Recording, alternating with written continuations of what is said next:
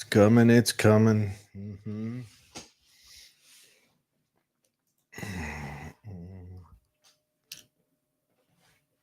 Are we on? Yep, we're on. Well, almost. Yep, now we are. Hey, everybody. Welcome to Political Head Trauma, where If Head Trauma had a podcast, it would sound like this. I still love that. I just still love that. It's Hope really that guy's too doing bad okay. that old Brian shot. Wishing the best for Brian. Brian, you ever want to come on the show and tell your side? Come on. Diligently worked himself out of a career. I'd love to have him on the show. Yeah, in a heartbeat. He's kind of my muse for naming the show. So good on you, Brian. Good for you. So I'm excited. Today at 7, we're going to welcome Representative Bridger Bullender, who represents 3 different counties, Juab, Tooele County, and I'm not for sure the other one. But mainly Tooele County is where he matters maybe for us. Maybe a little into Cache, or not Cache, No. Box Elder. I don't know. But anyways, his area is spread out. It's crazy. It looks like a enormous. L. It's very big, and it's something that I find that, and we're not going to have a lot of time with him, only 30 minutes, but what I find is when I talk to other chairs and stuff that work in those counties, they always say that Bridger is highly engaged in their county, and it makes me so happy because he's highly engaged in ours. And I mean, that is a representative's job, yes, but we've noticed over the years that it's not the norm. So when you get someone that's highly engaged with you and they want to actually, help you and do all of that, I think we're winning. So we're excited to talk to him. We're going to go over session and what's coming up with session, anything going on in his office and what's coming out of his office, out of our county, as well as, big picture items of what's been talked about in session. A lot of the bills and things that go up for legislative session have been worked on for the past year. So it's not like they just start writing bills when session starts. So it's all happening now, and they're deciding on what's happening, what's going to the floor and everything else. Mm-hmm. So we have that at 7. So before then, we just got to catch up on the week. And I just want to know what people thought of that. I think I called it on Friday night, what that fight was about with Mike Tyson and Jake Paul. I thought, and I said this on the air, that this is just a money grab for Tyson and a popularity grab for Paul. But Tyson, I was afraid he was going to throw the fight. But then I heard the contract, he had to last at least 8 rounds to get his money. There were a lot of times when he should have taken a shot and didn't. Looks like a couple times he might have pulled a shot, so he did that hook, but cut it real close to himself, so it missed. And did you notice how he kept biting his glove? Mm-hmm. I almost wonder if that was his way to stop himself from doing a natural punch, because when you watched his training videos, okay. Remember, this is to get paid. Yeah. His training videos, you knew this wasn't like we're going to send an old man into a ring. Well, this is Mike Tyson. Mm-hmm. But I feel like he needed the money. It did look like he got gassed out. No, I'm not going to say it was definitely fake or anything like that. Looked like he got gassed out. Paul didn't show up like I thought he would either. No, he's calling on what's his name next, that he wants to fight, the MMA for UHC fighter he's been retired now. I mean, UHC? UFC? UFC, sorry. Conor McGregor, I think. Oh, Conor McGregor. Okay. Conor McGregor. What, Paul? You just want to call out people who retired? Why don't you fight some of the newbies? Well, fight maybe some of them with fire, but I don't think they want him in that genre. He's like a YouTube sensation, and I don't know. I don't know if they're going to want him in that genre. So that's just me. And it's probably boring to talk about boxing, but it reiterated the reason why I don't pay for boxing and for fights anymore. And Netflix couldn't even handle the stream. I mean, it went down. Now, I don't think it was Netflix. I think it was people's local internet connections because I had no problem the whole time. Well, there's a guy who just did a lawsuit filed in Florida against Netflix. Sure, I don't for- think it was Netflix because it played on. Well, okay, so I had to go down to the store to get some stuff, so I watched it on my phone while we shopped, and then drove home. So I was a few minutes behind, and we came in. So I watched it on my phone, and then Jackson watched it on the big TV, and Maston watched it downstairs on his TV with a friend. None of us had any delays.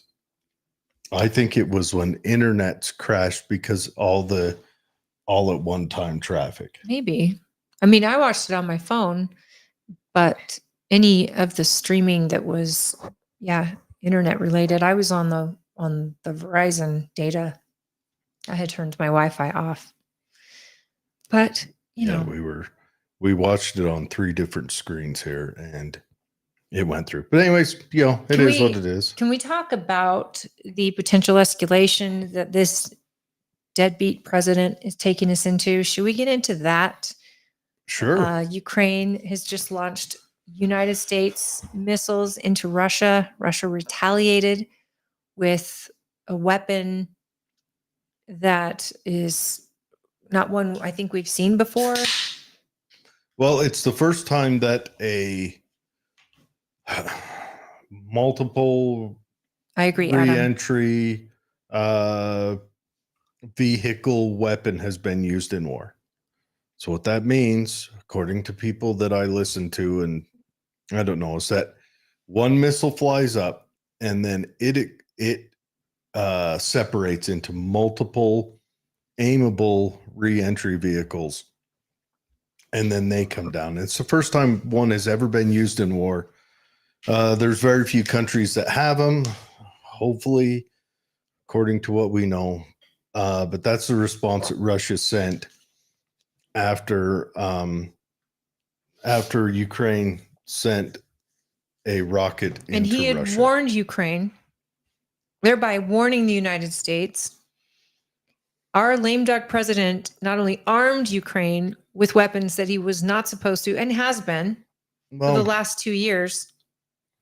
I mean, it's like going out the door. He is going to have a war started that may be too big to stop. And maybe that's even the point. Maybe they're trying to make it so Trump can't reach peace because we're in World War III, or those two are just killing each other.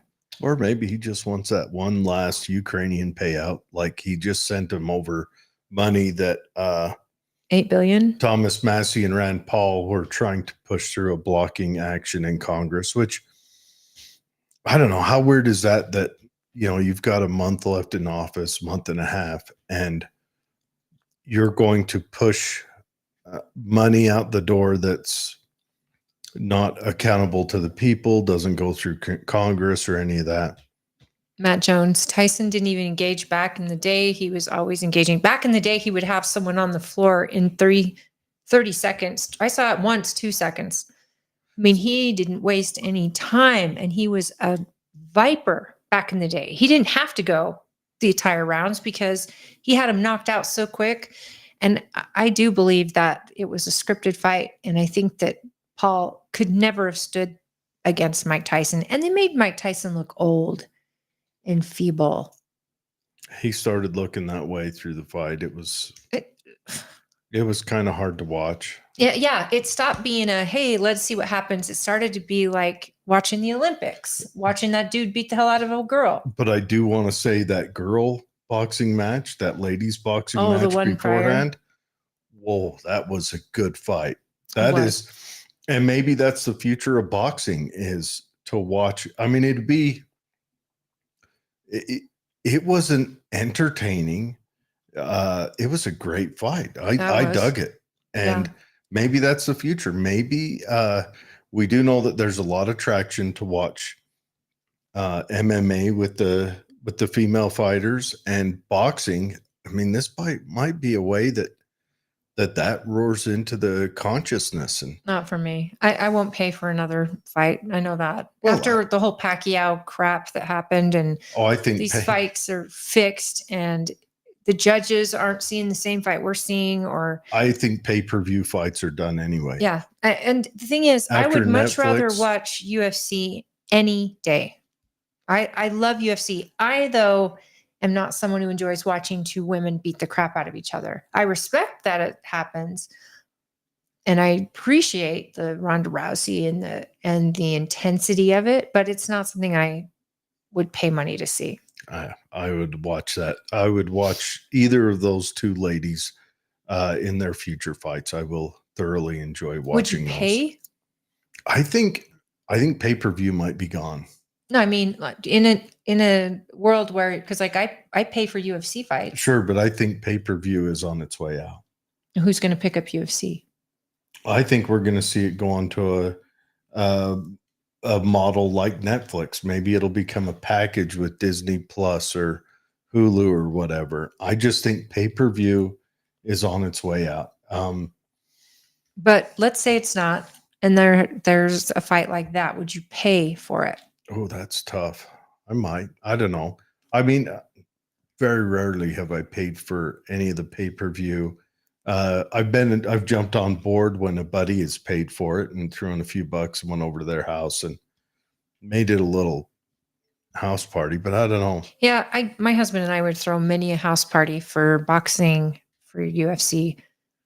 And I mean, UFC I still would do, but not boxing. Well, I just want to shout out those two ladies. I forget their names, but they were outstanding. Yeah, they were the best part of the fight. But we drifted. We started 'cause into the topic of we both have escalation. ADD. Boy, this is tough. What if they kick off World War III right before the Dawn gets in, and That's what I'm worried about. And what president can deal then? I don't know. I don't know. Or what if they just escalate it to a point that when he gets in, it kicks off? I don't know. Interesting times, wild times. I just wonder what benefit do they get out of this? The only thing that can happen, the way this ends, is death.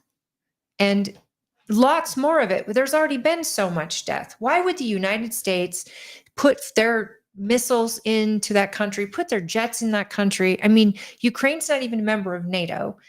And Ukraine does what for the US to entitle us to send over all these weapons just so more and more people die? I think the world has gotten to a place where we're sick of war, especially war that we're putting our nose into. And right now, we don't have boots on the ground, allegedly. Who said laundromats were dead? It's gotten to the point where I promise you that there are boots on the ground. It's just there. Hi, Mom. That's why I did this. Yeah. Yeah. Okay, Matt says what you may not have known was the American missiles launched from Ukraine could not be operated by Ukrainian soldiers. So those missiles had to be operated by U.S. personnel. It's my understanding. So you're right. They are leaving Trump a mess. Yikes. Yep. Yikes. People, this is why Trump won. The United States agrees that we're done with these wars. We should be protecting the homeland, protecting Americans first, and producing and helping the world after helping ourselves. This is insanity.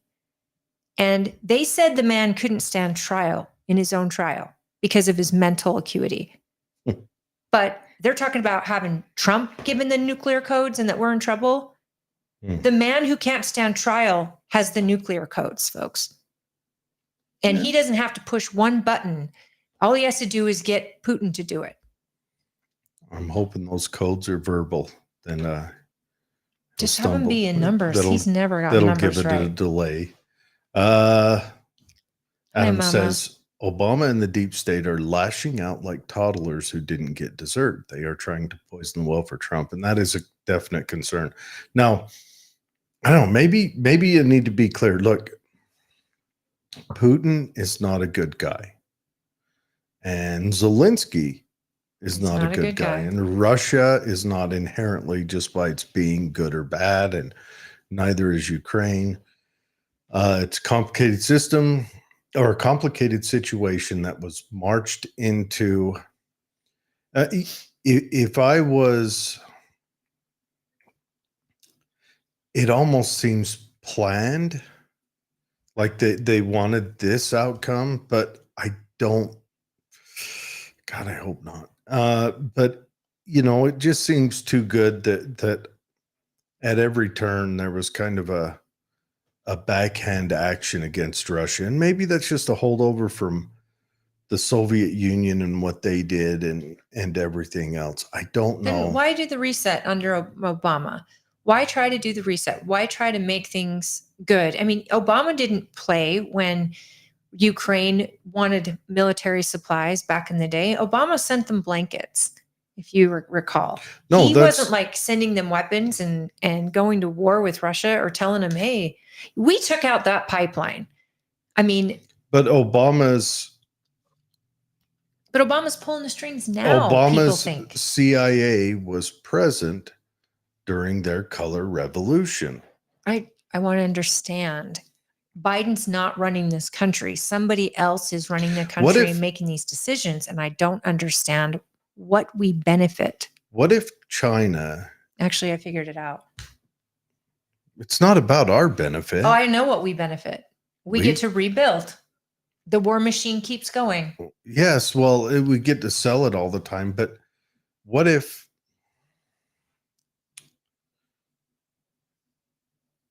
dead air? Okay, so here's kind of how it played out. So Ukraine, I forget the president's name. Zelensky? No, this is before Zelensky. It's before the guy before Zelensky. He gets elected and they start working out a deal with the UN, a trading deal, not joining the UN, just a trading deal. And the UN put in some stipulations that were economically and fiscally restrictive on the Ukrainian people, and the Ukrainian people didn't like it. And so Russia offered them a comparable deal, but it didn't have the restrictions. So they turned and leaned towards Russia. And I'm saying, 51-49% split on the population. So lo and behold, a couple months after that, they have a color revolution. Yes, there are some CIA guys there just to witness the color revolution. They're not paying for the stuff. But so that goes on. So Russia kind of gets a black eye over that. And then there was some sniper actions there that I remember was in the news pretty bigly. Well, okay. And so that president gets overthrown. He runs to Russia. They have a new guy get put in charge, a guy that we and the UN decided to have. And one of that guy's first moves, and this one's You mean the interesting. The comedian that used to play piano with his. This is before Zelensky. Zelensky is like the next guy. They outlaw speaking Russian in Ukraine. So Eastern Ukraine is dominantly Russian speaking, and it's kind of the poor side of Ukraine, kind of the backwater of Ukraine. Because yes, if you live closer to Europe, what language does Ukrainians speak then? Ukrainian. There's is it like Russian? But it's the cousins. But there is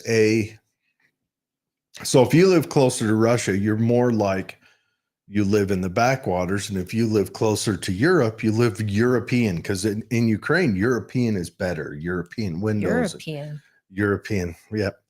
And so, but your military traditionally comes from your poorer backwater communities. So what are you getting to? If you would be quiet and let me finish and quit interrupting me every 2 minutes. Clear to back. No, I'm just explaining this because no one knows what's going on here. They just see the here and now. You don't want me to explain it? I won't. All right. No, I want you to explain it, but get us to here. Could you stop interrupting me then? Yes. Thank you. So the military all quits. The Ukrainian? Yes, the military, they lose like 60% of the military in a week. They all quit. walk off the job. That's where the Azov battalion comes from. Legit question. Yes. During this time, Mhm. what is the form of government in Ukraine? Is it communist? Is it republic? Like, is it a democracy? It's democratic republic like everything else in Europe. And so now, like, he's been able to stall the votes, and it's slowly becoming really, really a dictatorship. Well, yeah, war footing republic is what he's under Okay. right now. And so people could quit and still live there. They didn't have to run to Russia, or did they? No, Okay. no. And so they lost their military. And, Hi, Christy. I don't know. This is boring. We can move on. I just want to get to where we are right now. Who installed Zelensky? Because I know before Zelensky, the United States knew they were all corrupt as hell. And when Trump got in, he called him out on it. Mm-hmm. I mean, he straight called him out. Before that, Obama said, we're not doing anything with Ukraine. We're staying out of your guys' issue. Obama stayed out of it and actually tried to do a reset with Russia. I think the reason Obama stayed out of it was because he saw the backlash on Syria. And I thought that he was using Russia, their help in Syria. No. Because Russia was also had vested interest in Syria. Yes, on the opposite side. See, this is what's so crazy. There's no transparency here. We all have to just figure it out based on actions. Russia was supporting the Syrian government. We were supporting the rebels. Okay. And the best part is our military side was supporting one group of rebels, and our CIA was supporting another group of rebels, and they often went to war against each other. Which is what always happens. Our CIA picks favorites, and our government picks favorites, and then they decide later to have those favorites killed or hung in the square or whatever. And all of this is in the shadows. And at the end of it, what do we gain by Biden doing what he's doing right now? What do we have to gain other than a war-torn country that keeps a fight going on and keeps our military industrial complex going? And Obama or Biden can retire with tons of money and get invested or already waiting for him that's been laundered through that country. Like, why else? And to leave Trump a shit show that he will not be able to get on top of as president. And that's to say that if a nuke doesn't get taken or, launched within this time frame, we have 60 days. You know how much damage could be done in 60 days? In 2 hours, that damage could be done. 60 days, $8 billion more. No audit on the funds that's gone to Ukraine. The American voter wanted this over. And we have press on the ground in Gaza, but the press isn't on the ground in Ukraine. Not that's showing all of us. So it's even a shadow war. We don't know where our money's going. And you're right. I bet we have military on the ground there launching those missiles that were the red line Putin drew in the sand. Isn't it amazing that that a president can unilaterally send billions without a congressional vote? It should be unconstitutional, isn't it? We say the House is the purse. They have to decide, and to even engage in war, the president is supposed to get approval from the Senate. What is happening? Why have we given all this power to the government? People have lost their kids, their limbs, their lives, their future in these wars that have nothing to do with you and I, the American citizen, under the guise of, well, if we fight them over there, we won't fight them here. I'm sorry. What war are we in a fight here with Ukraine? What do we gain by having generations get slaughtered over there? And we're not fans of Putin, but I'm sorry. I've got a little bit of sympathy for him in his situation because he doesn't want to kill any more of his people unless they're rich oligarchs. You know how easy it is to fall out of a window in Russia? Oh, If I was a rich oligarch, I would not live or go near a building taller than 1 story. I don't know. Well, you can be a rich oligarch in Russia. Just be on his side. But don't be too good, because then you might be a threat that the people might like you. Here's the crazy thing is the Wagner guy, the head of the Wagner guy, Putin's chef, hasn't been killed as far as I know yet. Wow, that's winning. The one that had the rebellion against him and drove the tanks towards Moscow. Do you remember that? Yeah. That was years ago, wasn't it? No, that was last year. Okay. But he hasn't been killed yet. How wild is that? Like, he's made it. So maybe. How many of you are in the Gen X boomer era where nuclear war was actually a threat that scared you as a kid? It's like, it was a real fear. For me as a kid, it was a real fear. You too, right? I mean, that was the worry you had as a kid, whereas our kids now are worried about global warming or natural disasters. We were worried about nuclear war. And okay, thank you, Sherry. Many of us, that was a real fear. Why is our press not leaning on this and saying, whoa, hey, Madam Press Secretary, why the hell is Biden continually sending billions to Ukraine? Why is the United States giving missiles that are way, way against the rights of war, according to the agreement that Putin had with whatever Zelensky and him had in place, or what he has against, the United States, where he said, look, they can fight, but if you're gonna provide them jets and you're gonna provide them deadly missiles that are going inside Russia, you are fighting a war with us. Like, what? Why is our military? Where's our press calling out this government? Thought there was going to be a peaceful transfer of power. I think World War III. What would happen if they did start World War III over there? How long would it take to affect other countries? The fallout of a nuclear warhead. That I don't know. There's not a lot of fallout with nuclear bombs. So if they did decide that, and everyone would have to decide, because China would rush probably to Russia's aid. Who's to say they wouldn't have a lot of our sites already pinned down, because we are complicit in what Ukraine is doing now. Everything they're sending now is the United States flag on it. And this is insane to me. You're not wrong. What do you think?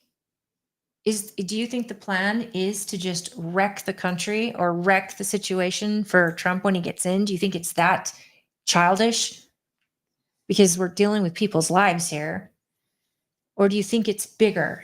Is the deep state want to go to world war? They might just be setting up a complication for the next administration that gets in. It might be. I'm not saying people who want to protect Ukraine from Russia are being dishonest. I think they're being fully honest. I think I'll even go as far as to say I think they're being noble in it. Who is? The people who are, I'm still manning. Soldiers? I'm still manning them. No, like our politicians and that. I do think, regardless, you can't argue that we did not play a part in escalation over there. You mean like cutting the pipeline? Like blaming it on Ukraine, or like supporting the what was it, the Maidan rebellion, that was their color revolution, supporting all that. So you can't say we didn't play a part in that. And maybe it's a part of that bigger kind of global shift we've talked about before, where uh, the more wealth you have, you're inherently bad, and the less wealth you have, you're inherently better than, in comparison. Maybe it's a part of that. Maybe that's just sunk in so deep on every turn. It doesn't seem to apply in Yemen, which now, I mean, that's something to talk about. Yemen's turned into an extremist state because of our support of what Saudi Arabia did over there. I don't know. Maybe we just got to go through this veil to see what's on the other side. Adam says, West exec, I don't know what he said above. Is that same him? Ukraine is a strategic position on the map. That's it. Well, sure, and it is. That is true. And it's a viable place for Putin. I mean, Putin needs that location, right? Isn't that through to his ports and everything else? Yeah. If you look at the map, you'll see there's a road that cuts from Kiev that opens up, and it kind of leads to why Belarus would be involved in it as well. It kind of opens up a pathway down to the Black Sea, so that there's ports open, and it gives them a big freeway. And that was a deal that he had prior to the Maidan rebellion, and then it started kind of fizzling out then, and so then,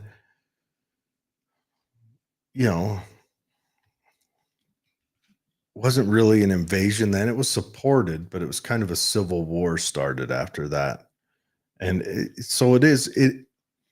both sides can argue in confidence on this situation, that's for sure. So he says West Exec is a DC think tank that staffed and ran the Obama and Biden administrations, and the mainstream press calls them out in this order: conservatives more than Republicans, more than moderate Dems, more than each other. Repeat.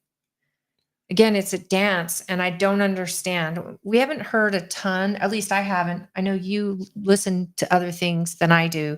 Do you hear a ton on what's happening in Israel over these last couple of weeks? No, they've been fairly quiet. I mean, when Trump got elected, Hamas asked for a ceasefire. Yeah, Hamas asked for a ceasefire. Hi, Heather. Hamas's best option right now is to they should honestly just have a little rebellion within their own ranks, gather up all the guys who planned it and hand them over to Israel. That would be their best option. So Heather asks a great question, and this is something that we toiled with when David Pine was on the show, because first and foremost, we do not support Putin. He's a murderer. He's the bad guy. However, he's a bad guy. Yes, thank you. He's a bad guy who cares a lot about his country, and he loves the power. We know that, but he wants to secure his country and not be bulldozed by the USA or anyone else. But she asks, so is Russia justified? And I answer this. He said, I mean, there was like a rule, nuclear war. Russia owns the most. I mean, they're a nuclear superpower in this country, as far as we know, in this world, because a lot of presidents have gotten rid of our nukes. Like, not all of them, but they started to, and I don't think Russia did. But for them to launch the missiles that Ukraine has launched into Russia was totally unacceptable, according to Putin. And he did draw a red line and said, if you do this, I am prepared to launch a nuclear weapon. I'm not above it, especially if they're going after big cities in Russia where there's a large population. And so I think Putin is justified in his retaliation, just as Zelensky is justified in whatever they're doing in their own minds. But on the outside looking in, they both should stop it. They're toying with nuclear war, world war. We are not obligated to either of these as correct? We don't have a treaty with either. Mhm. So the fact that our country's involved, that your paychecks are going straight to Ukraine, and this president is making sure that every last available dollar is going to get to Ukraine in the next 60 days. 8 billion. 8 billion. He's like, well, we've got 8 billion that's going to go to Ukraine. And it's said to the press as like, oh, so this is happening today. Like, it's no big deal. When it's a huge deal. $8 billion on top of the hundreds of billions were already sent over there. They're guesstimating it's probably over 300 billion. And the fact that we don't know should piss everybody off, in my opinion. Like, how much have we spent into Israel? How much have we given to Yemen? How much are we sending to Iran? These numbers matter. And I think the whole point of this with Trump and the decision to pick him and to vote for him is to rein in all these dollars we're spending, one, to other countries, and two, to countries who hate us. And we could be seriously funding our own demise with the weapons they're making, with the terrorist acts. I mean, they believe the money in Iran, that was the way they funded that attack on Israel, was through money that the United States opened up under this administration. Wasn't that the 400 million or something that we had of Iranian money that was sanctioned? Again, should we be sanctioning anybody? I don't know. I'm just tired. I'm tired of the United States being the king of the world. And it doesn't look good for us. And I think it's really dangerous. I don't know what's going on. Look, I didn't realize how close Ukraine is to Germany. yeah, there's Poland between it. You're the smartest person I know. Why? You just know so much geography and history. Because I pay attention to this stuff. So see this river right here. For those watching, for those not, pull up a map of Ukraine. It's a big river that goes from Kiev on down, and it kind of, cuts across. It cuts across into the east, and that's the split. And on that side of the river, it's mostly, or was mostly, Russian speaking, and on the east side was the European. And I mean, this all starts because of kind of a bad deal. So Russia's seeking. Where is Russia on here? Is Right that here. all Russia? This is all Russia. How far up does it go? How far up does it if go? If you were to go up, because I see the capital to right the there. water. So Russia's giant. Yes, Russia's very giant. And back in the day when we were kids, it was the USSR. So they had all these countries. Yes. Were one, like the United States of America. It was the United. Okay, the USSR, Soviet Republic. Socialist Republic. It came all the way to here. Okay. And Christy says, I've never understood why they think killing each other is going to solve anything. It's been the way of man since our existence. And it's over territory, or it's over politics, but I don't think Russia was really about territory necessarily. They just wanted access. Well, that's an argument. I mean, when Russia invaded Georgia, that's because Georgia had entered into NATO, or entered into negotiations at first, and they're afraid of dual use missile platforms being on their border. Now, to put it in retrospect, like into perspective, I should say, that is like Russia entering into an agreement with Mexico, and as an ally to Mexico, and then putting bases in Mexico along our border. So they're not attacking us, but they could anytime they want, because they're right next door. And they could also just hold you hostage, economic hostage. So it's not that there's a good guy or a bad guy in this situation. There's a lot of little blunders that add up to the world wars. Like someone once explained World War One as a lot of politically correct decisions that entered us into an incorrect war. Politically correct. Explain. So Gabriele Princip kills the Archduke. The Austro-Hungarian Empire makes a whole bunch of demands on the Balkans that How they far can. back are you going? Like what year? Well, this is 1913 Okay. when it started. Okay. And so they keep getting escalations, and then bam, we're in a world war. We're in the second bloodiest thing I think it's the third. When we fought with Russia against Afghanistan, did we not? No. Or we fought against them?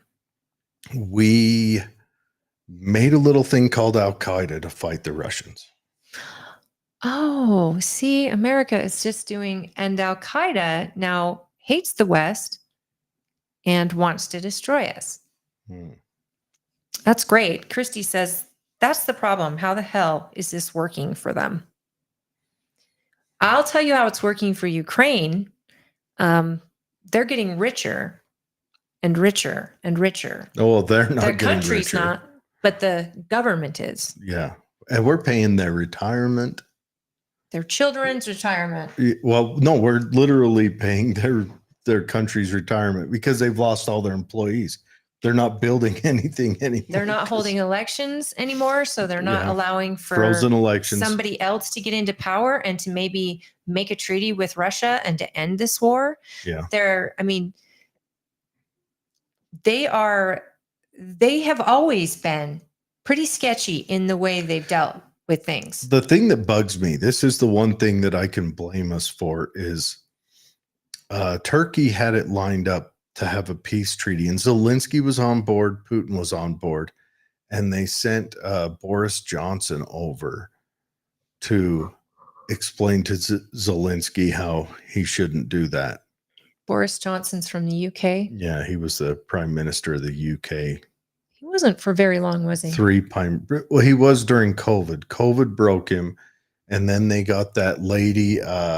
She wasn't on for very long either. Who was awful, and then they got that other guy who was awful, and now they got Keir Starmer, who is the awfulest of them all. But he was sent over, right? What's he do? They just put a new tax in. You may not have heard about this, but Great Britain just put a new inheritance tax in that is going to destroy all the small family farms. Excellent. And so everything's going to become this big industrial farming. The farmland is going to be owned by one or two megacorps, and no one can survive outside of that. How on earth does that inheritance tax work when the queen dies and say leaves the kingdom a ton of money? Does that get seized by the government as well? Well, I need to explain to you the difference between subjects and royalty. See how jacked this is? Honestly, England, you shouldn't have gave up your guns. You're going to need them. Australia, you too. Yep. Don't give up your guns. That's the difference between subjects and citizens, is the ownership of firearms. That's it. Yeah. The ability to own any firearm, and as many as you want for whatever reason you want. I mean, you can have a shotgun, or, in England, if you get a special permit, you have to get a permit to get anything, just like up in Canada. Same in Australia as well. But yet they have to know who you are. And that's the first thing they come and get if there's any issue or question against the government. So this is insane time. We're living in Looney Tunes. We knew this though, right? We knew that the election was just the beginning and that it was going to be a cluster. It was too smooth when, oh, well, I like to have a peaceful transition of power. Well, yesterday you were calling me Hitler, but today, yeah, let's have that power. But all this chaos happening, and the fact that our media is still just kind of gobsmacked, where they just don't know, they can't believe the election was lost, or they're trying to figure out what's going to happen. But why the hell are they not banging down the White House door saying, stop the spending, stop helping Ukraine get us into World War III? Because Halliburton's not going to care. They love it. And all these other government contractors are just sitting back, waiting for that money to flow in.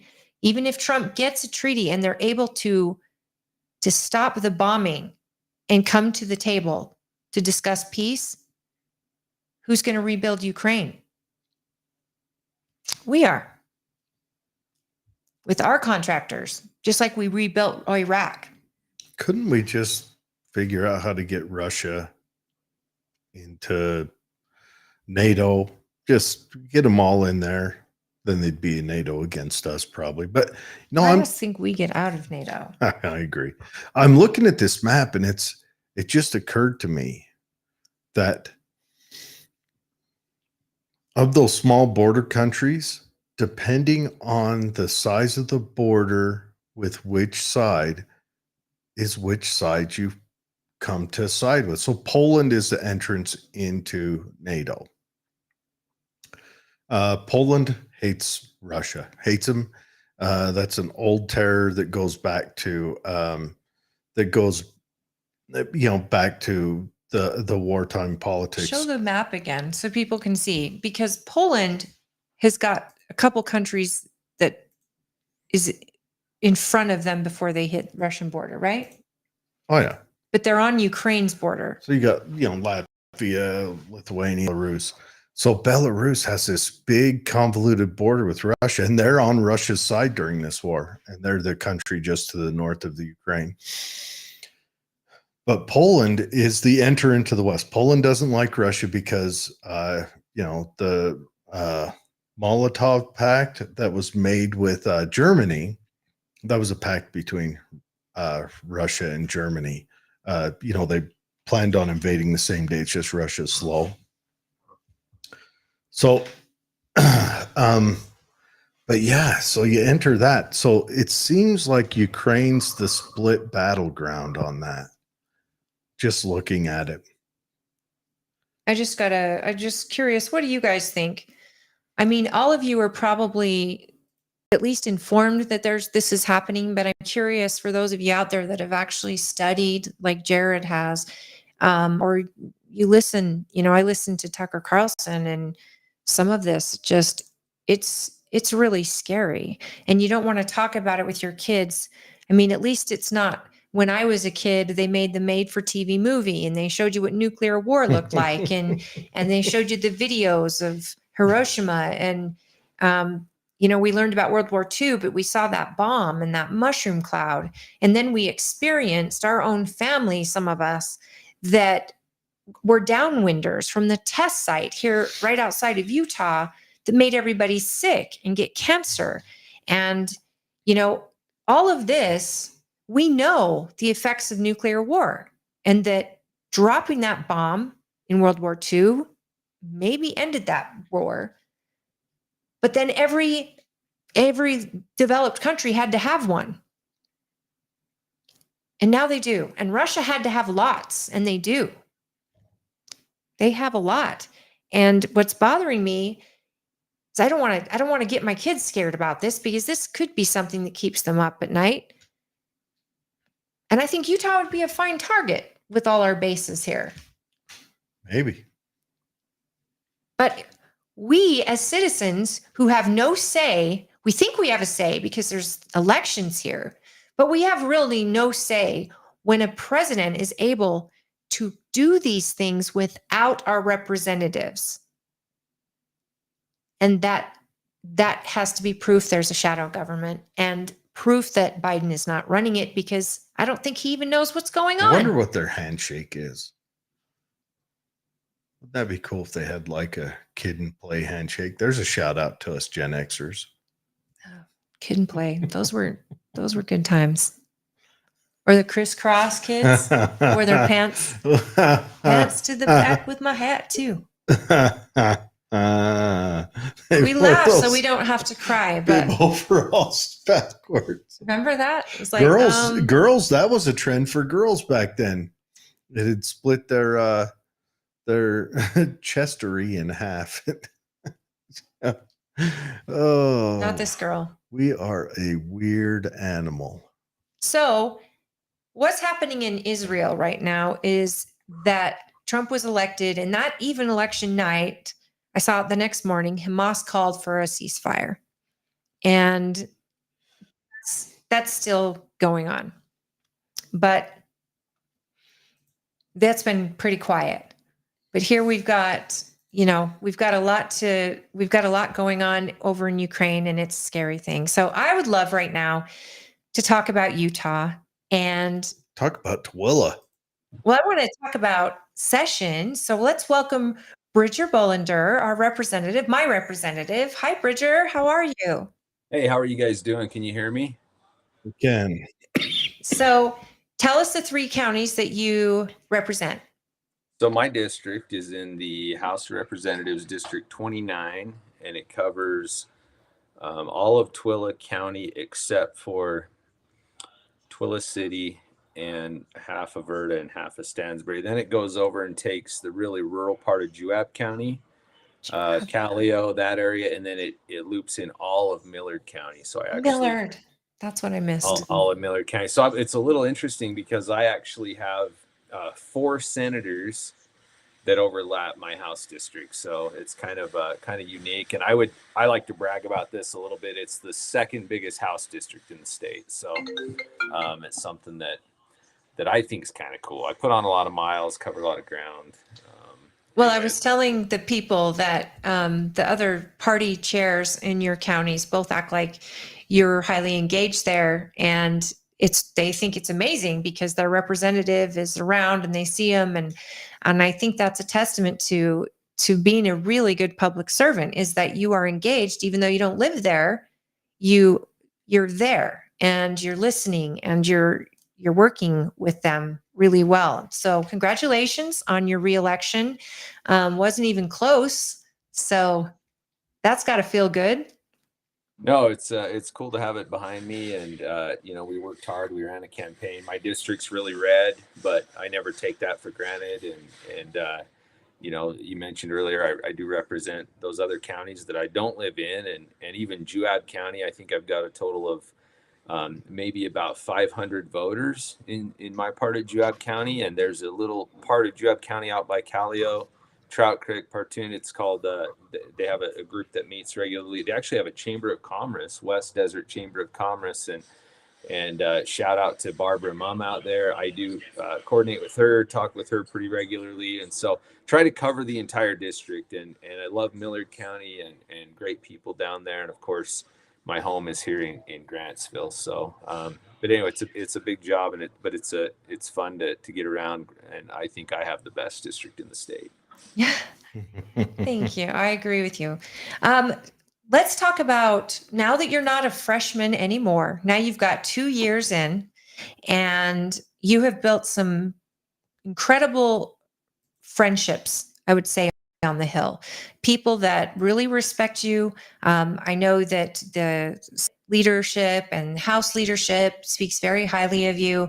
You're apparently easy to work with, very smart, and you bring fresh ideas and perspective, being a business owner, and you got a young family. And so you hit the ground running, though, right out of the gate when you were first elected as a freshman. So that's got to be like, you learned a lot right in the fire, right? Yeah, look, I think you're always learning, and there's so much to learn. And I think for me, I'll tell people this, and I'm honest about it, but before I got into the legislature, there were times that I was actually one of the critics of the legislature, right? And what up there, and so I kind of went in there thinking, look, I'm gonna do big things, and I've done some great things, but what I've realized is there is some really good people up there that care about our state, that that love our state, they love the communities they serve, and you get a group of people that are good people, smart people, willing to sacrifice and give their time. We do get paid for it, right? So it's not complete, like not getting anything for it, but um, they're there and they're trying to solve the toughest problems that our state faces, and they get criticized while they do it. And so I think my perspectives changed quite a bit. I think realizing that these problems that our state faces are a group effort. You're only one vote up there, and so you've got to create good relationships to be able to get things done up there. We're getting a little feedback. Are you getting feedback? It's just his open mic. It's okay. Oh, okay. Yeah. Are you guys okay? I have my son playing in the background with some toys. You're Oh. fine. Let your Oh kid no, I play. didn't know if it was You're still coming us? across. Just when you talk, it opens the mic and we hear the room around you, but it's fine. We it's still fine. hear you clearly. What are some of the I don't know, I guess bills you'll be working on this upcoming session that people might like, not the boring stuff. Let's bring out just the sexy, cool stuff. Yeah, well, I find myself not running a lot of sexy, cool bills. I think they're important for our state, but they're not a lot of the ones that make the headlines in the media. Let me talk about the House and the legislature in general first, if that's okay, and then I'll talk Yes. about Yes. what I'm working on specifically. So, there this year, I think, we just finished an election. The election was pretty controversial with some. I think in our I'm talking about our state elections. We had some signature verification controversy. We had some different things like that, and I think those are bills that are coming about this next session to fix some of the problems Good. to correct some of the discrepancies that we're finding in our code, right? And so look, people reach out to me. There were people that were super supportive of one candidate, maybe were pretty negative against another candidate, and those people reach out to me and say, look, what are you going to do about this?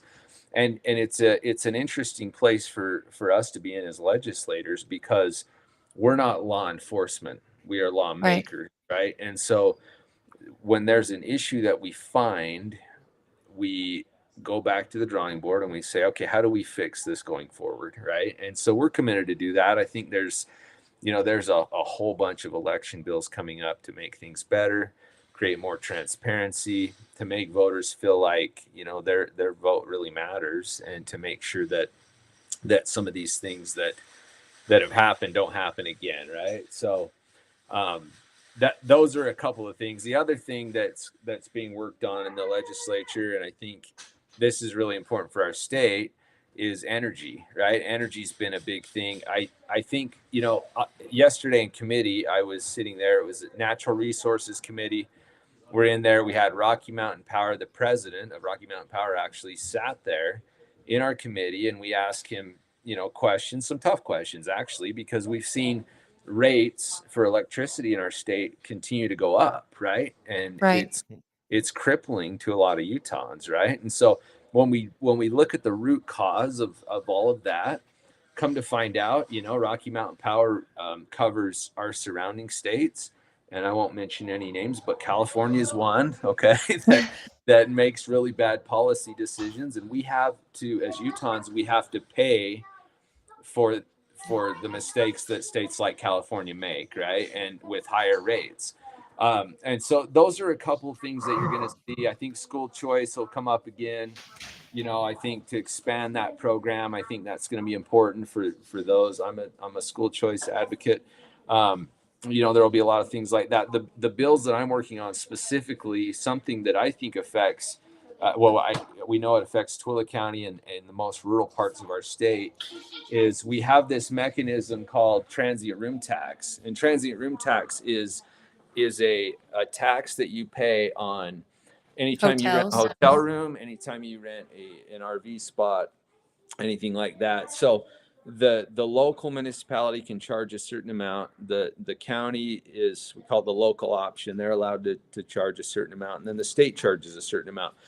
The issue that we have is this money is to be used for like promote and establish, right? Like promote tourism, which we want tourism. The issue we have in Twilla County is people come to Twilla County to recreate. 5 Mile Pass is a good example. They get hurt and they don't, we have to go rescue them. But when they come into our county, they don't buy gas, they don't buy groceries, they don't, right? And so, and you look at other rural parts of our state, I'll use Paiute County as an example, and Garfield.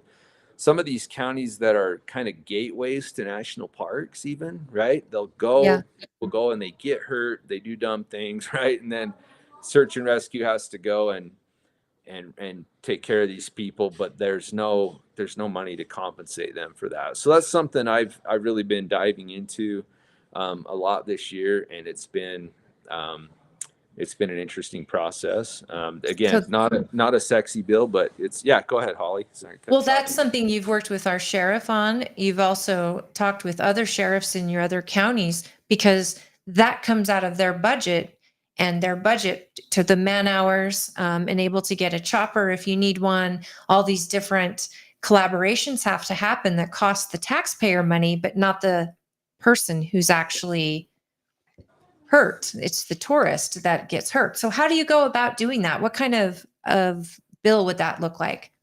So right now, I'll use some of these rural counties I'm talking about, 4th through 6th class counties, your very small counties. They can use a certain amount of TRT revenue for things like EMS, search and rescue. But what we're going to do with this bill is give them a little bit more flexibility where they can use a bigger percentage of that. Twilla County, is a 3rd class county. We want to do kind of the same thing with Twilla County.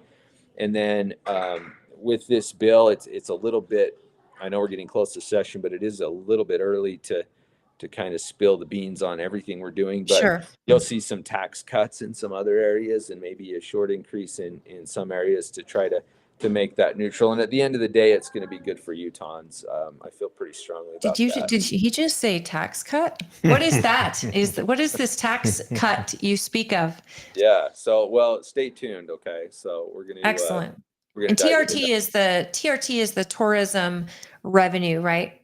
That's right. Yep. And so right now, that type of money gets allocated by our local government, our local council or whatever, and it's put into a budget, but then it's kind of restricted, correct? You can't spend from certain budgets for certain things, and you're going to maybe open it up so they have a little more freedom to use that money as needed for specific reasons, rather than you can only spend this amount, even though you've got this amount sitting in the bank.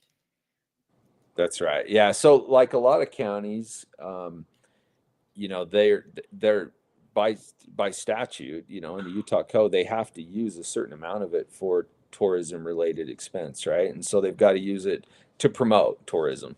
And so what's happening is they go and they try to put money into tourism. Well, they don't really know where to spend the money. The other part of it is they're like, well, we're kind of already at capacity. Like we can't really bring more people in because we don't have the facilities. We don't have, and I'll just add this, there's a part of my district in Juab County, Little Sahara is in my district. And you look at a site like Little Sahara that people love to go and recreate. On a holiday weekend, you'll have 40 to 50,000 people visit that site. Right. And they don't buy gas or groceries in that county. Generally, they pull their nice fifth wheel to Costco and they load it up with food, and then they head to Little Sahara. And then meanwhile, a county like Juab County is really kind of left, hey, we've got to empty the dumpsters, and our landfill gets kind of, over full of trash, and there's a real cost to that, right? And there's accidents. Yeah, absolutely. Lots of them. Yeah. I mean, we all know people who've died down there. Yep. We all know certain teenagers who got chased around by their sheriff's department down there. You don't need to throw any names out. We won't mention any names, Jared. Apparently we all don't know, but there's a story time maybe for us later. I wanted to ask you, because you're absolutely right that we had a really, really tough election year for Utah, and a lot of division within our party. No, we still have in the state. And so you guys have an opportunity to maybe to maybe fix and amend some bills and get the election stuff figured out, the signature route figured out. Would anyone be looking at figuring out SB 54? I know the House has been great about bringing it up, but the Senate not so much. Has this maybe changed some minds? Has it inspired someone to do more of the same or maybe less? The signature route, like what do you get like the feel? Is it fixable? You know, I think I can't speak to SB 54 directly because you know my position on that, right? I'm a Sure. convention guy. Um, However, not everybody thinks the same way I do about caucus and convention. So I think regardless of, whether we look at, getting rid of the signature path altogether, I think regardless of that, we need to take a look at how our signatures are verified. We need to take a look. There's been things come up among my constituency, like, hey, how come the lieutenant governor handles our elections, right? And things like that. And Sure. that, it's in our state constitution. Like that's her role, lieutenant governor's role, whoever that might be. And so I think you something there's an appetite for right now is okay. Let's look at how our elections are handled in general. Who handles those elections? And what the role of the lieutenant governor really should be, right? And I think But, that's fair. I think that's fair to assess that and see if it's something we ought to take a look at.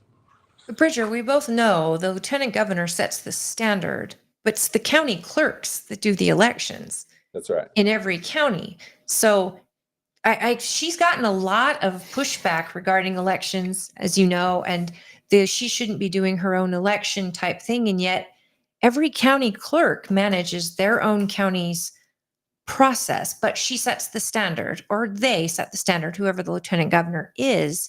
And if we had a secretary of state that's been floated around an idea of that, then who would handle that person's election? Are we in the same boat? Or is that the answer? I mean, I know our Constitution says that it's the lieutenant governor that's going to handle it, but again, it's standards. It is a tough one. It does have a visual of it visually looks flawed, The perception. regardless of how it's ran. And I don't know.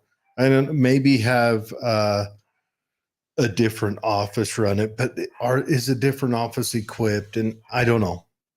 I agree with you.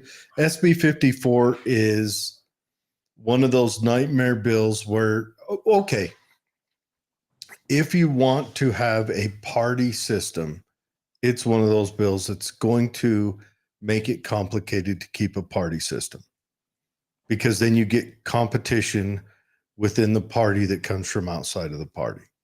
There's no reason why any Democrat couldn't get signatures to get on the ballot as a Republican. It's the game, and it's the sandbox that we've created to play in. And anyone who wants to be on the ballot, they would be crazy not to participate in that game, because it's the only way to get on the ballot. We have to deal with those exact.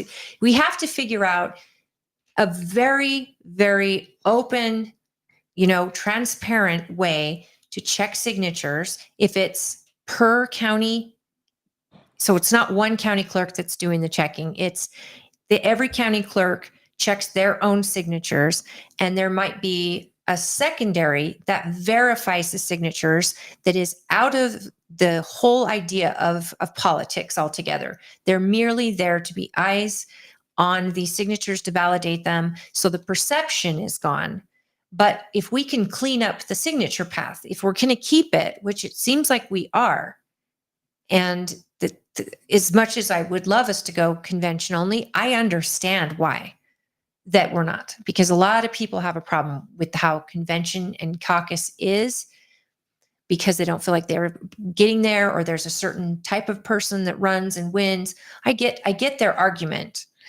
So if we're going to have this game in the sandbox, I would like there to be absolute clarity on every little situation that was called out in this last election, so that instead of stopping the candidate from gathering signatures once they got enough, you give them that deadline day and they keep going till that deadline. I mean, that's one little tiny change. No, I would absolutely. Yeah, go ahead, Jared. I was. I just make it so you have to get a percentage in each county so that the counties all have representation show up and you don't just gather signatures just in Salt Brilliant. Lake and Provo. That's brilliant too. So right now I'd you make got to it- gather, like for my district, you have to gather signatures. I need 1,000 signatures of Republicans, registered Republicans within my district. I can't go to, the population centers in my district. Really, the biggest city in my district would be Grantsville, right? And so Right. if I'm going to go get signatures, I would go around Grantsville and I would try to get those signatures in Grantsville. But I think, I sit on the Government Operations Committee, interim and standing committee, and um, the last 2 years, and I hear all the election bills. I think it's really important. I would say this out of everything we're talking about, it's important for the public to show up to committee meetings, to be involved, and not just react when their candidate doesn't win, right? Like I would just, and that's the, Holly and I have talked about this, Jared, I've talked to you about it, but we want people to get involved, right? Get involved in the process and not just react when things don't maybe go the way they want them to go. And so I think it's valuable to spend time at the Capitol, spend time talking to your legislators, talking to your neighbors, tell them to go out and comment during the public comment periods that they have. It's an opportunity to have discussion, and I'm looking forward to that this next session. Just having discussion on, look, how do we fix these things? Because there is nothing more important, I think, than having Utahns feel like the election's valid. They have confidence in their vote, and so I think it's brought up a lot of good things, and I think I look forward to working on fixing some of these issues. I look forward to seeing what you come up with. And I look forward as well. This is why we even do this little show that we do, is just trying to engage people and having you on, and it gives them a little bit of, it's a face with a name, and it also helps people understand that your vote worked. You are working with someone who is so in tune. Of course, you're going to go to Grantsville first because these guys in Grantsville have known you since you were a wee boy. I mean, these are your neighbors. They're your wife's neighbors. She grew up there, and you're raising a family there. These things are so important. As a governor, how does that work? Are his signatures have to be spread out throughout the state, or can he get all of his signatures in one place? So they can. I mean, they can. The way I understand, how it works as a governor. So he needs 28,000 signatures. They can go just within the Salt Lake area and get those signatures. That's the way I understand it. I don't know that. Yeah, I thought so too. And maybe that's something that could, like Jared said, maybe he has to get them from all 29 counties. Yeah. Maybe not 28,000, it's based on populace, how many in each county. No, I think that's a good thought. And I have heard people talk about this very thing. So, and it's an area that I haven't had to open any bill files in because there's lots of folks working on that. So I'm just hearing bits and pieces. Look, I think for me, and I've always said this, I think the party should be able to choose how they pick their own candidates, right? Like, I think the legislature, I really, if I had it my way, the legislature would stay out of how the party picks their candidate, right? And they would just say, okay, thank you. If this is how the Republican Party wants to pick their candidate, I'm all for that. As an elected official, I look at every possible way to get on the ballot. This last go around, I didn't file to gather signatures. I filed for convention only, and that was before I knew if I was going to have an opponent or not, right? And because I love that interaction, I love that going around. I feel like I can be myself, talk to people, and frankly, people that serve as delegates are usually, we're kind of like-minded, right? And so I think it's a fun interaction and a great experience, I think. But to have that choice, I don't know. So back to my comment, I really think parties should be able to pick the way they elect their candidates. I like it. The biggest problem that I saw was because I'm with you. I think delegates, they go above and beyond. They show up, candidates show up, and there are these personal one-on-one opportunities with candidates you would not have any other way. Yep. And I love that. What bothers me, and I know that it's the argument for count my vote, and the whole reason for this is we hit a primary and you see the vast difference. And I do want an average Joe or Jane to be able to go through the caucus convention system with very little money and get on the ballot because they're that good and they can be Joe Citizen and win, but without money coming in. And the signature path does provide, that alternative if you have money to get in. But it, neither guarantees a win. And people forget that just because you have money and just because you can play a ton of commercials, if you're a terrible, terrible representative and you've left a dumpster fire behind you, I think in Utah, the voters will recognize that. And I think this time around, there was such a vast turnout compared to what our delegates gave us, who we supported fully, and we supported our nominee. But once our Republican voters voted in the primary, it was such a different decision. And that's a tough line to walk.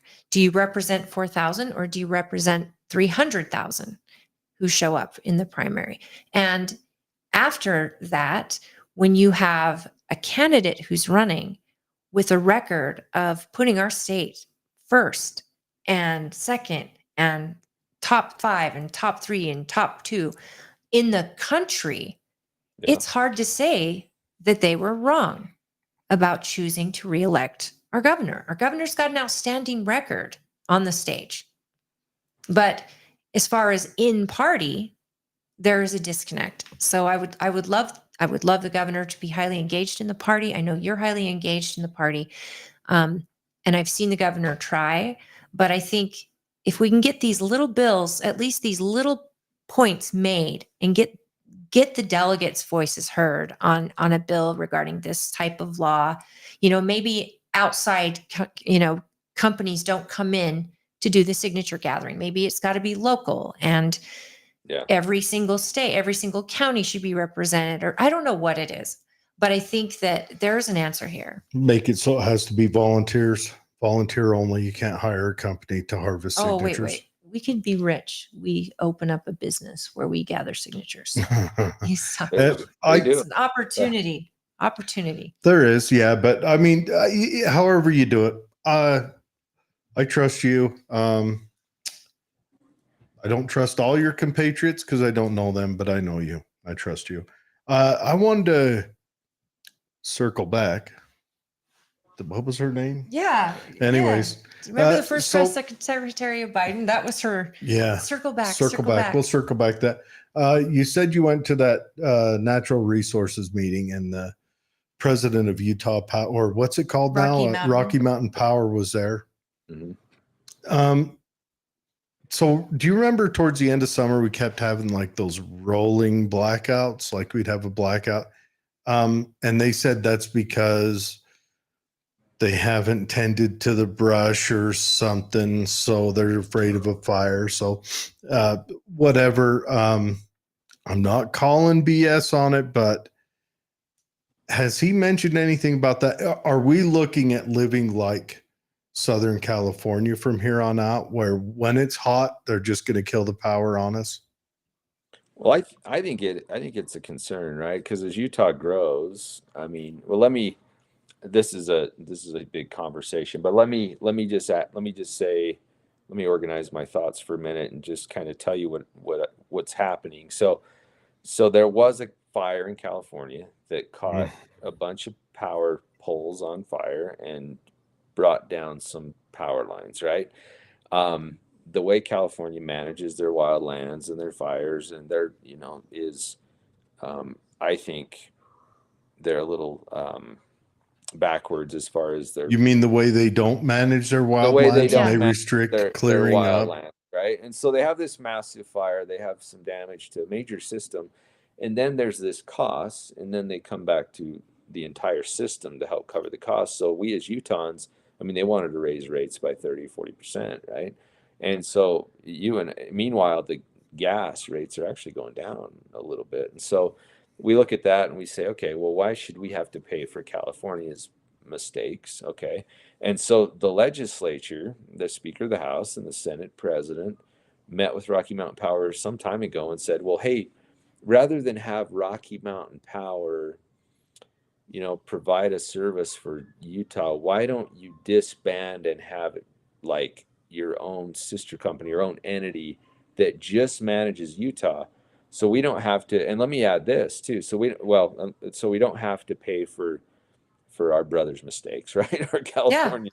And so, but part of that though, I'm offended. You called them our brother. You're assuming their gender. You're assuming that I want Yeah. anything to do with them. I'm sorry Oh. that I offended you guys, but anyway, it's interesting because in a state like California, they're pushing things like renewable energy, solar, things like that isn't, it works, but it's not as efficient, right? And so we're cutting capacity. It requires exceptionally amount of electricity as well, which requires water that they don't have. Yep, that's right. And so when we take a look at our state, one of the fastest growing states in the country, we have a need for added capacity of power. Rocky Mountain is saying we can't provide that extra capacity. Then we're at risk of, like Jared said, shutting the power off and things like that. So I think we as a state, you're going to see a lot of bills geared towards energy this session. They're going to be good things for Utahns to get affordable, reliable, dispatchable power to Utahns wherever you live, whether you're rural or urban or anywhere in between. But I think some of those things are some of the most important things that we'll look at this session. Yeah, we need to just a message to them. I'd say, look, if you guys don't want to be reliable and you want to lean on our people to cover the bills of them, we're going to break up your monopoly. We'll do a state Sherman Act. What about the word nuclear? Do you think that is being considered in this session? Because I know John Curtis talked about it. I know the governors talked about it. Is nuclear power something that we could possibly be looking at for Utah? Yeah, absolutely. So there's, historically what's happened in our country is nuclear has been a nightmare to permit, right? And so we've got now there's technology with mini nuclear plants that are kind of modular and that to me that has to be part of our future in the state of Utah, because we can't continue to grow and rely on and get rid of our reliable coal-fired power and just try to make up the difference with solar and different things like that, right? And so nuclear is super efficient. It's safe if we do it the right way. So my hope is, and I think Americans spoke, right, this last election, like we have the House. When I say we, Republicans, we have the House and we have the Senate, we have the presidency. My hope is that we make a more streamlined process to permit these types of facilities. So that's what I think we're going to look forward to in this next administration. Would be the first nuclear power idea. I mean, it's been the 70s since they built something of that size, but other places are trying it, I believe, now. Well, France has in the United States. Yeah, but France has an exceptional model for bringing nuclear. They, like you said, they build them smaller, modular. They're the same every time. They've got the engineering worked out. And so it's made it cheaper. And they've had trial and error. And so they know what works, what doesn't. Yeah. And water is a big deal. And I know, has it been decided how much are we having to give up water to California in all of this with their bad management? I think you're supposed to say still at the end of that. Are we still giving? Yes. But I know they wanted more. Yeah, no, we're not giving California any water. So okay, I love it. Well, we only got you for half an hour, I feel like I do have one more follow-up. Yeah. So, as a person who is now back in the blue-collar workforce, and Donald Trump brought it up, eliminating overtime taxes. And as a person who commonly works some overtime, both the feds and the state totally make it almost not worth it to work overtime. What can we do legislatively to say, hey, we've got to, I mean, can we make it so when someone works overtime, they stay in the same tax bracket at the same tax rate? Because although my last check, I drove my check up an extra 80%, and Wow. every bit of it they stole away. Every bit of it. I made the State same and amount. Oh yeah. I made the same amount as if I had not worked any. What can we do about that? Yeah, it's, we're always looking at ways to cut taxes. One of the things that we look at as a state, and I always try to remind people this, and you guys know this, but we're different than the federal government. We're, constitutionally, we have to balance our budget every single year. So it's a real balancing act. Like these tax cuts that we make as a state, as a legislature, they do mean something. That means when we cut taxes by $300 million, we've got to come up with that money somewhere else, right? So I think it's always being looked at, to answer your question, Jared, and I'm with you, right? I'm with you. Like when I've had hourly jobs and I'm working overtime, and I hate to see that, right? They take that, a huge chunk of it, and you're like, why am I doing this? But we just continue to look at ways to. Something else we're looking at is cutting taxes on Social Security. Even Yeah, we're one of 9 right? states in the country that do it. Why are we taxing a tax on our But most yep. needy? No, I think so. These are some of the things I'm talking about earlier when I said, look, I was one that was critical of the legislature, right? Like, hey, why don't we just get rid of XYZ tax, right? But now that I have been there, I'm like, okay, they're real costs, and it means we're going to have to come up with the money from someplace else, And so I'm with you. Like anything we can do to cut taxes, we've got to be able to do that. So Well, I don't know the answer for that specifically, Jared, but my question on that is, so I've got an hourly rate, and the government knows what my hourly rate is and has that expectation is. But if I work overtime because I put in extra effort, all of a sudden the government, I kid you not, I got taxed at 40%, 40 to 45% of my paycheck.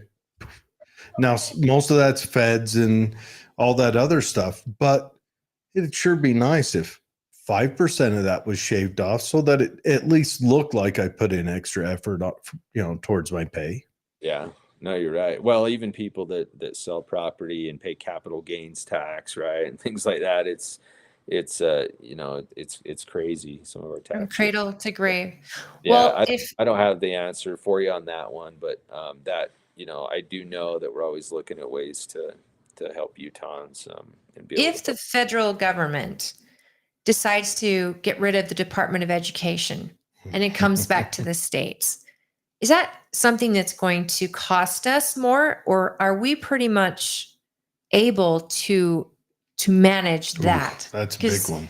I mean, this upcoming session, you guys have got to have that in your minds. If Trump keeps his promises, it comes back to the states as I want it, you want it. Most of us want our state having its own control.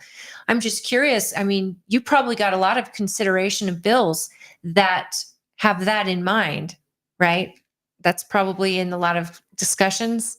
I don't know that specifically. I'm with you though. I mean, I tend to agree with you on that. I think it would be great if the state could just manage its own education. I'm one, I have to apologize. I am one that stays out of education policy a little bit for a reason, because it's so complicated and there's a lot of folks that love to work on those things. So, but yeah, it's been talked about. I don't know of any bills specifically that would trigger that as a total policy shift for the state of Utah this session, but it could be something that's coming up in the future. I'm curious of what that looks like. Yeah. And we've kept you over, and Thank you very much, Bridger. Hi, Mr. Mayor. Thank you for watching. Well, thank you for everything. Yeah, I just want to close.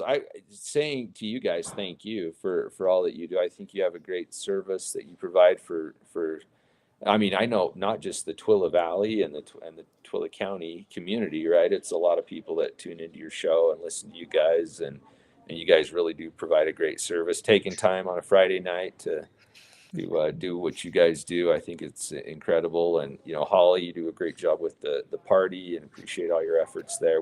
I tell people all the Thank time, you. we have the best party chair in the state. So Mm. and Thank you. Jared knows that. Jared, thanks for all you do too. And we miss Dave too. Dave needs to join Yeah. us sometime probably, but you still talk to Dave, I assume. But we gotta All the have time, every day. And we have to have you come on one time when you're not so crunched for time. Absolutely. It's probably going to be after session for a recap, because I know during session you are from the morning till the night up there. And I hope, please let me know if there's anything going on during session that you want us to come to, or that you want me to advertise. We're happy to get some more people engaged up there for any of the bills you're working on. If you just want us to share whatever you want, we're here to help get what's in your brain out to the world the best way we know how. And then also through the party, I'm very happy to assist you there as well. Always. Well, thanks again, you guys, and appreciate all you do. And let's follow up circle back after the session. We'll circle back. Circle Please back. give my love to your adorable wife. She's Yes. amazing. I hope you guys are doing well, and you'll be back on soon. Yeah, absolutely. Thanks, you guys. Thank Have a you. good evening. Thank you, Thank Bridger. you, Bridger, and have a good session, sir. Yeah, thank you. Thank you. Oh my gosh, Percival, you made it. I was Yes. worried we were going to get through a show without you, and you only need the power of Jesus to cause, for your power. That's great. You're great.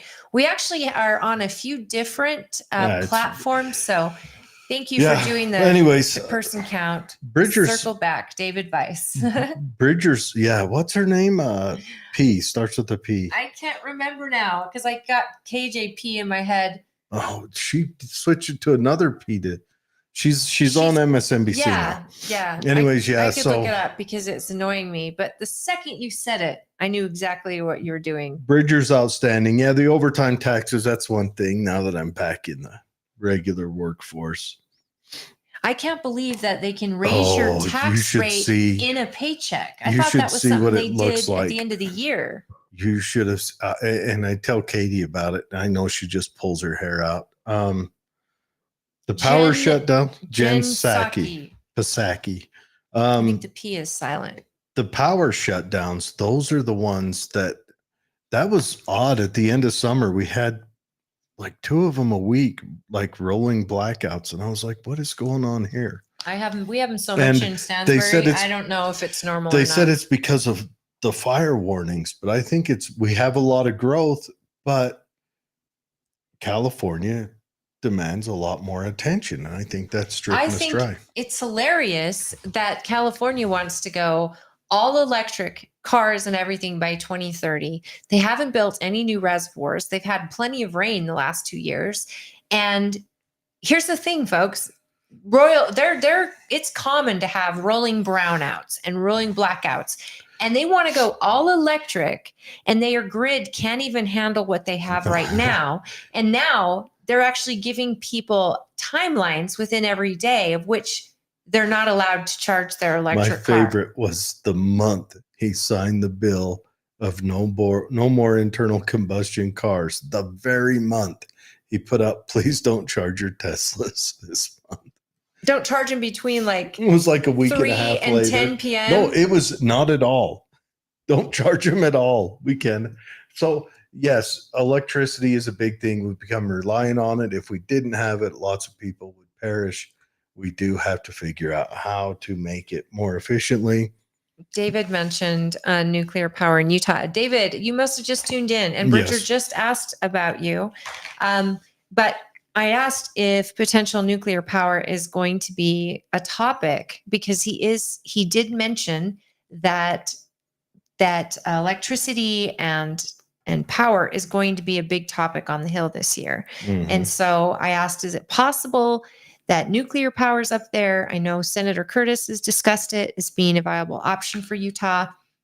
The governor has mentioned that it is on the table for discussion. And so I'm hopeful Yeah. that it's going to be. The state will have to fight the feds on getting that cleared. That's where the fight will be. So hopefully we can achieve that. SB 54, I think that's going to be a nightmare every time elections already come is. around. Every time until we get those bugs worked out. And That's it. The bugs. They Yeah. need to get those figured out. I'm not opposed to signature gathering, I guess, but and I just want to circle back again to the electricity. I Okay, know a lot Jen. of Republicans have a hard time with Curtis being elected because they see him as a rhino, but we do know Curtis has an environmentalist background, and maybe that'll be a good thing to fight for energy from a stance that is hard for the other side to attack. And maybe we can get an energy outcome of that. I'm going to choose to be hopeful on that one. I don't know how. I mean, John Curtis started out as a Democrat, and he evolved and decided to be a Republican after serving in, the House. Was it in the House where he Yeah. evolved, or And wasn't in the mayorship? maybe in the mayorship, but in the House, he was a Republican. When I was in Milwaukee with him, we went to a climate event, a climate caucus event. Mhm. And I think that John Curtis he's brought something to the table that wasn't there prior. And he's Yes. brought Democrats to his side. Yes. And that thought is, you can't have all electric. You're always going to need oil and gas. So let's make sure that we collaborate properly and we do the best we can, because you need oil and gas to even create solar panels or wind farms. We've got to replace calorically and not just replace, like, Ideally. build a wind farm and then do away with a power plant.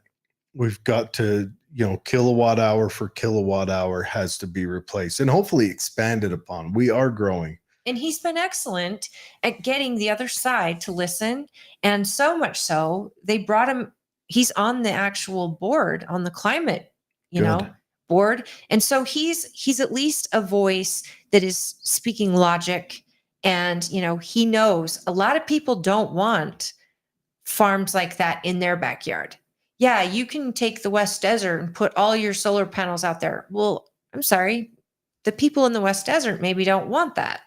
Or it actually causes the temperature to rise highly wherever those are placed. Wind farms. I didn't know that.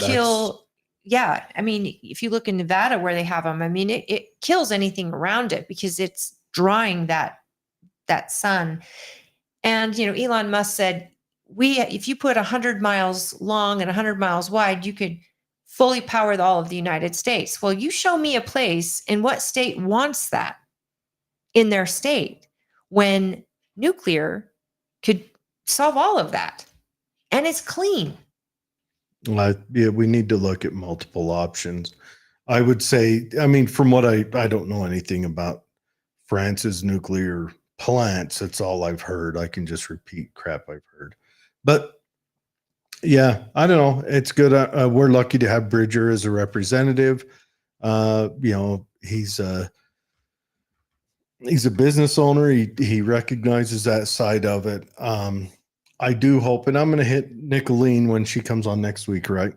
Yes, we have Nicolene Peck coming on next week to discuss. I'm going to hit her with the exact same questions and maybe not the exact same. The overtime one, that's one I'm pushing now because it's personally affecting me and I'm selfish. Will you write that one just in case? Nicolene would be a big one on education. Yeah, because, some of these folks, I mean, all of them come from different backgrounds, and you've got lawyers and doctors, and you've got ex-law enforcement, you have teachers, all these legislators are just like you and me. They all come from a background, a specialty, and that's what they try to do when they're in session. And that's Tooele's representative he is an environmental engineer. And Tim Jimenez, he brought a whole new wing to the discussions on climate change or energy. He brought a whole new Mhm. perspective that even Democrats could get behind because he was bringing science and facts. Mhm. And he just really made a lot more. He was able to explain it in very, very good terms where we can understand it. He was an asset there.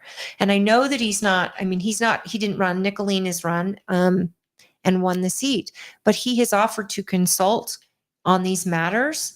But that's his career. And that's Yep. what he does for a living. Yeah, and he's also got a young family. I think the sessions took him away from his family at a time that was hard on him. So, I Well, understand why he didn't run. Though I used to what tease I'm him getting- and tell him if he ever tried not to run, I'd pull up in front of his house in a white van and he throw was a burn proven to sack be a over his huge head. asset. And I don't blame him Mhm. for not running. I'm just Yes. saying he brought something to the Capitol and into these discussions that was highly valuable. And they recognized that, and he recognized it so much so that I think he would even consult in the future in order to give, the whole picture to those who are making laws about it, because they're making laws. People up there are trying to make laws about something they don't really understand per se. And you get someone who's a specialist in a field like that. It's really, really great. And our legislator is made up of all kinds of specialists, Nicolene Peck being one when it comes to She's- families and Yeah, she's education. world renowned on families, child development, and all that. I am excited to see what she comes up with or what comes out of there. I hope it's all good. Obviously, even the most knowledgeable person can make mistakes on stuff. So I'm gonna, watch and see. But I enjoy talking to her, and just hope for the best. I'd like to see Utah continue to do great things. SB 54, that's a complicated one, and it is literally split the party into. It's been around for 10 years, and But it has this- been a This go round, product of contention for 10 years. It just really, really blew up this last year. it makes me wonder if are we going to have a solution to the current Cox Lyman issue I'd love it before to be the next figured out. election? Because something like this would be sort of Damocles hanging over whoever, Cox's head. Oh, I can imagine All through it. financially too with the courts. I believe Lyman is going to get a option to go to the Supreme Court with this. I'm not sure if our Constitution has a method to change anything. I mean, the voters have voted and they've chosen, but I'm not sure what the method is. And we're all learning right now. I just know that I would much rather the party not be so fractured. Personally, it takes a toll on every person that is trying to do the best by their voters. And it's hard waters to navigate because it's you want your party unified, and they're not going to agree 100%, but you at least want them to be able to agree on 80. And they came together for Trump, and that's awesome. But as far as the state election went, that was really difficult, and I would love to see the party come back together. And if that means we have to fix wording, I know at the SEC, we've fought for going on, I think it's 8 years now. We've been fighting this, and it's not going anywhere. We almost went bankrupt fighting this. We went to the state Supreme Court over it, and the party spent every last dollar trying to fight this bill, and we lost in the state Supreme Court. So again, they told us it's got to be legislator that gets involved. I like the privacy of our party being able to choose our own candidates, but I still have kind of a hard stomach with private parties. right. That a private entity holds a nation hostage. Two private entities hold a nation hostage. But not in Utah. The state, the legislature is who broke that up. Well, they still hold So us the hostage. GOP You still doesn't have get to choose its candidates. You still have to fight to get on the ballot when the GOP gets right on the ballot. The broke up is in how the GOP chooses how they get on the ballot. The parties in every state still hold this hostage. Sure. And I still have a lot of heartburn with that. But as George Washington gave his speech where he said, "Don't do it," his vice president and his ambassador to France were doing it. So It's true. And like in Utah, for example, if we had our way, we would just do caucus convention. The state party, that's in our bylaws. what that's if it our was whole just thing. a state did a But whole when the caucus? state came in and SB 54 came in, they had the referendum, they had the signatures to literally do away with caucus convention. What if we just had a Utah party? And it was a compromise. But what would the Utah party consist of? Don't care. It would just be Just a madhouse. no, it would be open primaries Like a greased California. hog. And I don't like open primaries. I like people to be able to talk to candidates and it not be money overall. Yeah. I don't know. Anyways, we're coming up on the end of it. I didn't have anything else. I'm excited to see what Nicolene does. We didn't even get a chance to talk about all of the Trump appointments, and we don't have time to get into minutes. that. You did. I mean, Matt Gaetz, do you think that was on purpose, or do you I don't think, know. I've heard the conspiracy about it. I don't know. I think that, I don't look, man, that is some level of chess, the big ass so that he can get the little ass after. I don't know. I don't know what I you're don't talking know. about. They're a lot of people are speculating that it was a big ask so that he could get that lady he got in. I forget her name. From That Florida. Matt Gaetz dropped out of Congress so that Trump could say, hey, I want him as my, head of justice. And then You're saying he was a ruse. he was a ruse. And then he'll go back to Florida and DeSantis will make him the senator because Rubio has been moved But out. DeSantis doesn't have him on that list to be a Senate person. And I'm not sure because he did resign from the 2024, but I don't know for sure if he resigned from the 2025 because he just won the election. So he could I don't know. he could serve January 3rd if We're he just- didn't resign from that. But I don't care. I've heard Our a parties lot are about screwing us. Matt Gaetz and the allegations against him and the stuff that the past attorney general found is the CIA's involved. What do you know? And the FBI and all this, the guy that actually broke all this against Matt Gaetz. Like, it's very interesting. In fact, one podcast I just listened to kind of spelled it out because of all the leaked documents. And they're leaked, but I don't know if he was set up. I don't know the whole idea, but there was so much around that. I hope he stepped down. I'm glad he stepped down because it just does take away from the importance of what Trump needs to do. We can't have any questionable people at all. And we already know they're going to invent questions. We know that about the party. I mean, look at Kavanaugh and these other Supreme Court justices and what they were accused of doing 30 years ago. We know they're going to invent things and find things, but we can't have stuff that's actually legit happening and happened. So I'm glad he stepped down. I think his other appointments, I don't know. I wonder what's going to happen with the HHS one. Yeah. Secretary of Intelligence, or I don't know. Hey, it's wild time. Politics, I guess. If it can't be honest, it can be entertaining. It's stranger than fiction. If you wrote this stuff, you wouldn't read it because it would just be too unbelievable. Seriously, don't you think that? Like, I You're not watched lying. this and I'm just like, you couldn't make up a more absurd story, and yet here we are. Here we are. And folks, please tune in Friday when Nicolene comes on. We have her for an hour. And then the following We're Friday, excited for that one. we have Senator Scott Sandel We're tuning very in. excited for and that I'm one. Scott really Sandel's excited. one of them quiet guys that's just He's grinding a in the farmer. background.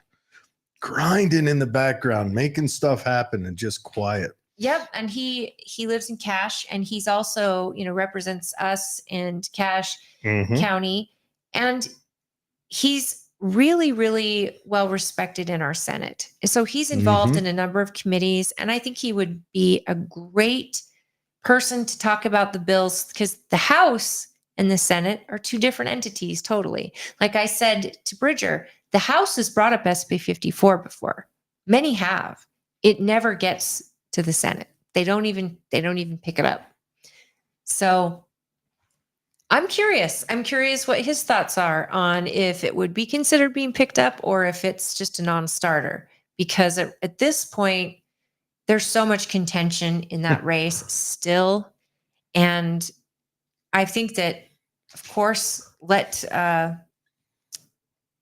Lyman should get to go to the court and have his argument heard. I would like to know what the options are.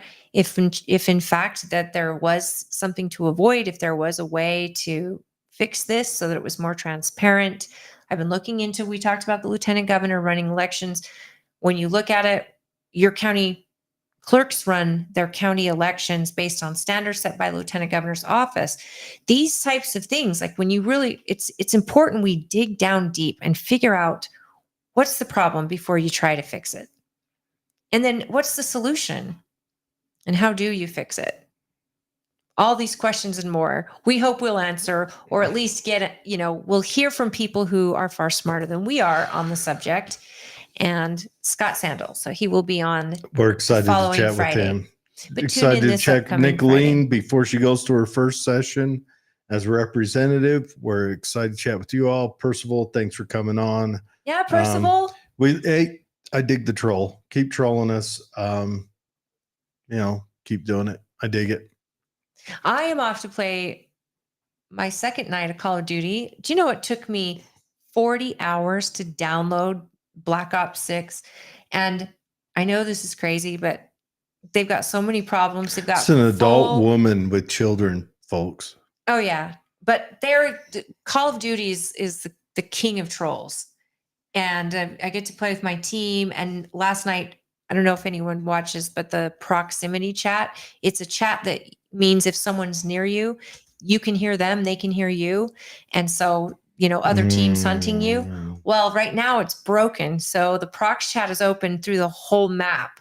So you're hearing people talking that could be the way across the map. It's hilarious. Bad words a lot. Tomorrow morning, I'll be heading up to the range. Going to do a quick familiarization course with a couple of young guys and, maybe some other people.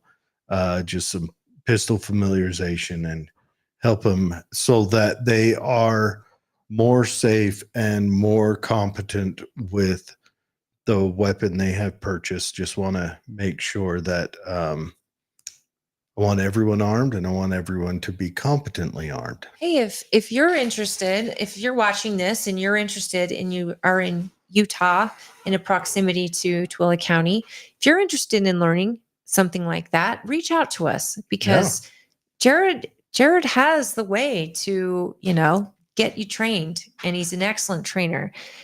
And, a lot of people don't know where to go or, who to ask. Just reach out to the show. One of the people who reached out to me is a hardcore Democrat, has been anti-gun, but they sent me a message and said, I think it's time we get a gun. Would you be willing to show us what to do? I love it. And I said, 100%.